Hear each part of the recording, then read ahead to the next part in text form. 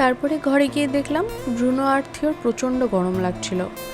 ওদের আর দোষ কি, এখানে গরমটাও পড়েছে সেরকম।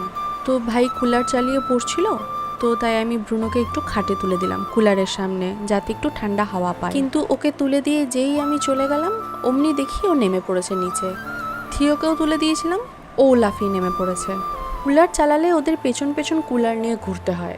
ওরা যেখানে যেখানে বসবে সেখানে সেখানে কুলার নিয়ে ঘুরতে হয় আমাদের। সবাইকে হাই করে দে। হাই করবি না? আর সেদিন মেনুতে ছিল আরেকটা আমার পছন্দের আইটেম, সেটা হচ্ছে মাছের ডিমের বড়া। আর অ্যামাজন থেকে দ্রোন কয়েকটা জিনিস অর্ডার করেছিল, ভাবলাম তোমাদের সাথে একটু শেয়ার করি।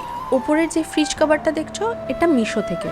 কিন্তু মিশো থেকে যেই ফ্রিজ কভারটা এসছে, এটা অতটা ভালো কোয়ালিটির না, মোটামুটি। তাও রিটার্ন না দিয়ে এটা রেখে দিয়েছি, কারণ এখানে যতদিন আছি এটা রেখে দেবো, তারপরে আর এটা ইউজ করব না।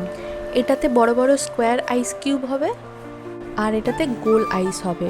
সাইজগুলো কিন্তু ভীষণ বড় বড়। এই বাড়িতে একটু কোল্ড ড্রিঙ্ক, মকটেল এগুলো খেলে দেখতেও ভালো লাগে। আমরা এখানে এক ধরনের মকটেল বানিয়ে খাই, তোমাদের সাথে একদিন শেয়ার করব। অনেক দিন পর এত ভালো ডিম নিয়ে এসছে, সেজন্য ভাবলাম একটু বড়া করে নিই। এইবারের বড়াটা আমি একটু অন্যরকমভাবে বানিয়েছি, এই রেসিপিটা আমি পরের ভিডিওতে শেয়ার করে দেবো। তো এটাই হচ্ছে আমাদের আজকের মেনু, গরম ভাতের সাথে ডাল, মাছের ডিমের বড়া আর সর্ষে দই। আমরা তাহলে লাঞ্চ এনজয় করি।